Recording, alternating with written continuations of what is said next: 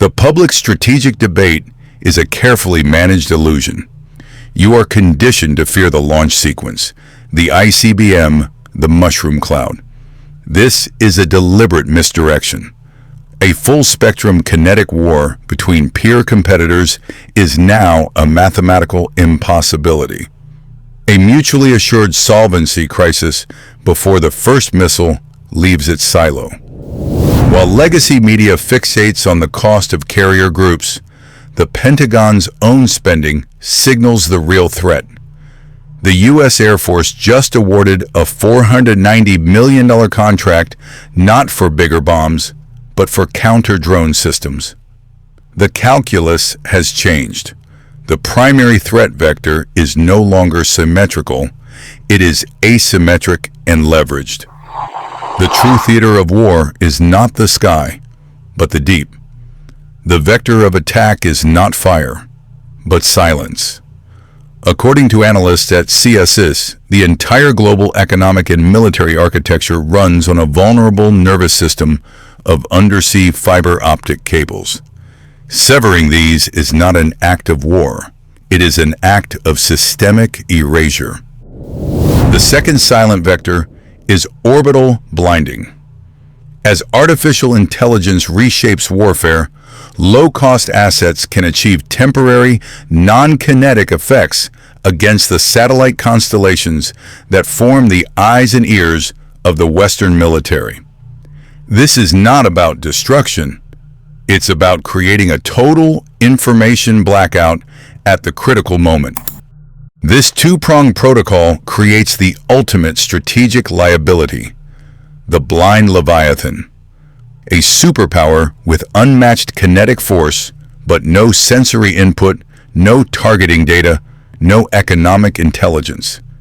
It becomes a thrashing giant, forced into a defensive crouch, bleeding trillions against an invisible enemy.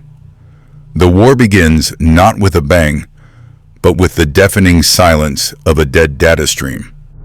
The trigger for systemic conflict is not strength, it is insolvency. A nation's pivot to war is now a function of its balance sheet. When domestic liabilities become unserviceable, the state must externalize the crisis or collapse. This is the blueprint for asymmetric escalation. Examine the motive. CSIS analysis confirms that extreme domestic pressure, such as managing an unpopular war or facing economic revolt, creates a solvency crisis. The state can no longer afford its social contract. It has two choices: default on its population and risk overthrow, or default on the international order and risk conflict. This weakness forces a strategic pivot. Unable to fund a conventional military, the insolvent state leverages low-cost, high-impact technology. As reports from NewsNation confirm, artificial intelligence is reshaping warfare, allowing for the deployment of autonomous systems that were once science fiction. This isn't a choice. It is a mathematical necessity. This pivot creates an asymmetric cost dilemma for the target. A failing state facing an internal uprising as its currency collapses, like in Iran, where the rial hit 1.47 million per dollar, can launch a drone swarm for the cost of a single missile. The superpower is then forced into a strategically bankrupting response. The evidence is explicit. A recent U.S. Air Force contract awarded $490 million for counter-drone systems. A single contract, nearly $500 million, to defend against weapons that can be produced for a fraction of the price. This is the kinetic cost of defending against an enemy who has weaponized their own bankruptcy. The math is simple. They force you to go broke, saving them from oblivion. The central equation of modern conflict is no longer about troop numbers or industrial output. It is about the economics of lethality. Analysts at RUSI have quantified this asymmetric reality. A $5 million main battle tank can now be neutralized by a $500 FPV drone. This is not a balanced exchange. It is a solvency crisis executed on the battlefield. This radical cost imbalance forces a strategically bankrupting defensive posture. The United States Air Force awarding a $490 million contract for counter-drone systems is not a sign of strength. It is a receipt for economic attrition. The adversary's low-cost kinetic threat compels a high-cost, technologically intensive response, creating a sustained fiscal drain that operates as a form of siege warfare against a nation's treasury. This phenomenon is termed the democratization of violence. The barrier to entry for projecting state-level force has collapsed. Nations experiencing severe currency devaluation, with reals or rubles becoming worthless, no longer require a legacy military-industrial complex to become a kinetic threat. They can now leverage off-the-shelf components and AI software to create asymmetric weapons, turning their internal economic fragility into an external vector of attack. The math is irrefutable. Every $500 drone launched necessitates a defensive response that can cost orders of magnitude more, from electronic warfare jamming to multi-million-dollar missile interceptors. This creates an unsustainable cost-exchange ratio. For a superpower, the only options are to absorb the economically fatal losses or escalate to a catastrophic kinetic response. This is the new blueprint, a direct mathematical pathway from currency collapse to global conflict.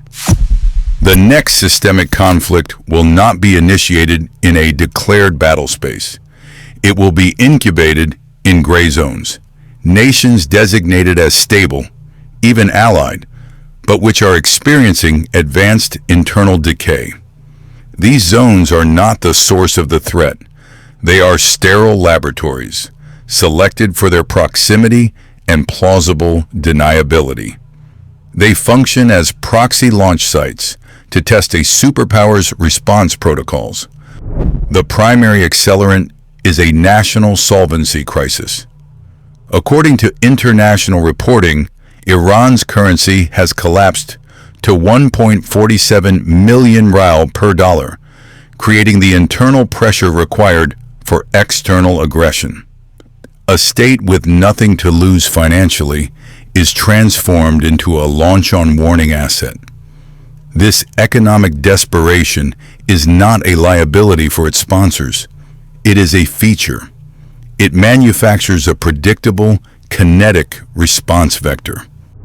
This economic fragility is then leveraged by low-cost, high-impact technology.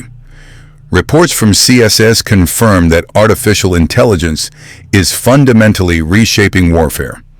The mathematical asymmetry is the payload. A rival can deploy a swarm of AI drones for the cost of a luxury vehicle. The defending nation, however, is forced into a bankrupting posture.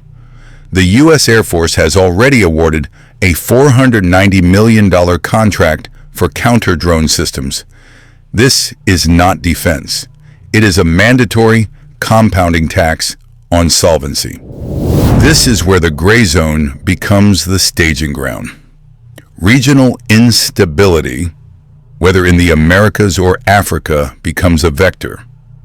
Analysts at RUSI have noted that internal stress, such as the housing supply crisis highlighted by Federal Reserve officials, creates systemic vulnerabilities inside a superpower. These vulnerabilities are the entry points. A hostile actor doesn't need to invade. They can stage assets within a decaying allied state and test a superpower's internal breaking points with perfect insulation from a direct kinetic response. The entire protocol is designed to force a zero-sum choice. Accept a catastrophic kinetic strike on critical infrastructure, or bleed your economy dry defending against an infinite number of low-cost threats. The math doesn't lie. The endgame is not military victory. It is engineered bankruptcy. Within 18 months, expect a significant power grid or logistics hub failure in a G7 nation officially blamed on a proxy group, but the weapon signature will be traced back to a collapsed economy, validating this new blueprint for systemic warfare. The Launch on Warning Protocol is a relic of Cold War logic, a zero-sum game of mutually assured destruction. The doctrine is absolute. If early warning systems detect an inbound strategic nuclear launch, you do not wait for impact. You launch a full retaliatory strike immediately to prevent your own command structure and arsenal from being decapitated. The entire system is built on the mathematical certainty of incoming data. However, this protocol now contains a systemic vulnerability. The integrity of the data is no longer guaranteed. A cyber attack, potentially augmented by AI as noted by defense analysts, does not need to kinetically disable a satellite. It only needs to blind the radar or spoof the data feed.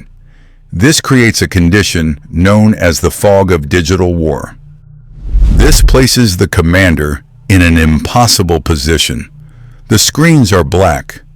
Is it a system error, or are enemy warheads currently in their terminal phase, masked by a digital blockade? The protocol demands a launch based on the warning. In this vector, the sudden absence of a signal becomes the warning itself. This is the apex of asymmetric escalation. A state actor facing a systemic solvency crisis, such as Iran's currency hitting 1.47 million per dollar, has an incentive to leverage low-cost cyber weapons. They can force a superpower into a binary choice: risk national annihilation by waiting, or execute a launch protocol based on corrupted data, triggering a global kinetic event. The adversary manufactures a nuclear-level dilemma at a fraction of the cost of a single aircraft carrier. The mathematical relationship between a nation's solvency crisis and its kinetic output is now absolute. As Iran's currency evaporates at 1.47 million to the dollar, the incentive to export instability becomes a survival protocol. This is not desperation.